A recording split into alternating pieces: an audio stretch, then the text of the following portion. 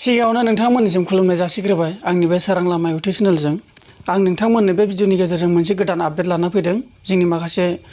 आसामाव सोलिबाय थानाय हालसाल मानि थाखाय होनब्ला नैबे कर'ना बोथोरखौ लानानैनो माखासे जोंनि आसामाव जोंनि बेराफारसे माने साइटिंखौ बारनानै बुङोब्ला क'क्राझारजाय दा मोनसे जाना फैदों सासे पजिटिभ मोनदों बे बिथाङा ओरैबादि समस्याजों जाना फैदों जे पश्चिम बांगाल में कुच बिहार यात्रा की माने पश्चिम बांगालनिफ्राय फैनाय एबा कुचबिहारनिफ्राय ओंखारबोनाय बे सासे सुबुङा माने बिखौ माने बे फैदोंमोन आरो न'आव बा मानसि माने क'क्राझारनि माने बिथांखौ माने पजिटिभ मोननाय जादों होनदों माने चेकबो खालामबाय होनदों बेखौ चेक खालामनानै पजिटिभ मोनबाय होनना बुंदों आरोना दा टटेल जोंनि आसामाव 44 नाम्बार जाना दं आरो बै सासे बाहार देशनिखौ लायोबा 45 जाना दं नाथाय होमबाबो जोंनि बे आसामखौ फिक्स लायोबा 44 जाबाय आरो माखासे मोजां जाफिननाय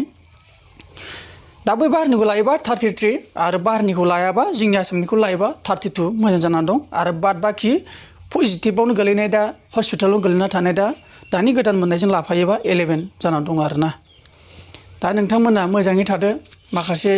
दा जोंनि दा बर'नि गामियाव हाबोबाथ' आरो फारि फारि जालांनो हमखासिगोन बेनिखायनो न'आव थानानै गावनि रैखा आरो जानाय लोंनाय गावनि साब सिखोन थानायखौ नोंथांमोना मोजाङै थागोन आरो बाद बाखि जोंनि बे माखासे अल इन्डियाखौ लानानै मोनसे आं एक्टिभेट कनफार्म रिकभार आरो थैनाय बेखौ आं माखासे नोंथांमोननो खिन्थानो सानदों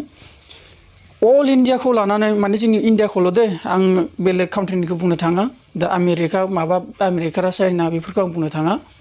अनलि जोंनि बे काउन्ट्रि इन्डियाखौल' लाना आं बुंगोन टटेलि दा 49,436 जानानै दङ ओमफ्राय माखासे एक्टिभेट जानाय माखासे रिकभार थानायबो दङ दा एक्टिभेट दंसै 33,584 जन दङ आरो बिनिफ्राय रिकभार एबा मोजां खालामनो हादों बेसेबां थावजेन्डआव 49,436,000आव मात्र 153ल' मोजां खालामनो हादों होमबा सानना नाय बेसेबां 50,000 थांनो खाथियाव दंहैसै नाथाय दासिमबो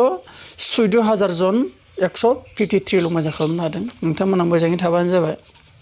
डाक्टारफ्रा नायदोंबाबो बेसेबां जन मानसि बोरै सेखानो हानो नङा होमबा जायनि खाफालाव जाय मोजां खालामजाबाय जायनि खाफालाव जाय थैनाया थैखाबाय बेनिखायनो जों बयबो मोजाङै थागोन आरो थैबाय 1,695 जन